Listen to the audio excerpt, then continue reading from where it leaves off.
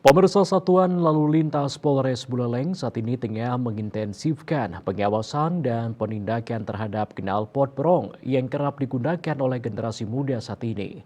Selain mengganggu dengan kebisingannya, penggunaan knalpot berong juga mengganggu ketertiban umum.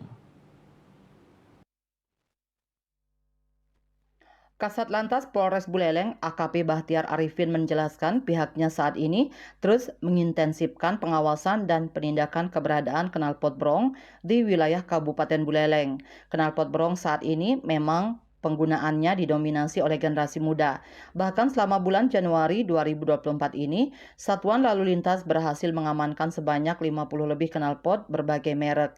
Bahkan saat ini pihaknya masih melakukan pemetaan terhadap wilayah-wilayah yang kerap dipergunakan oleh generasi muda untuk berkumpul sembari melakukan kegiatan balapan liar. Lanjutnya, salah satu yang masuk daerah rawan balapan liar yang menggunakan knalpot brong berada di kawasan Desa Sumber Kelampok hingga Desa Grogak, Kecamatan Grogak Buleleng.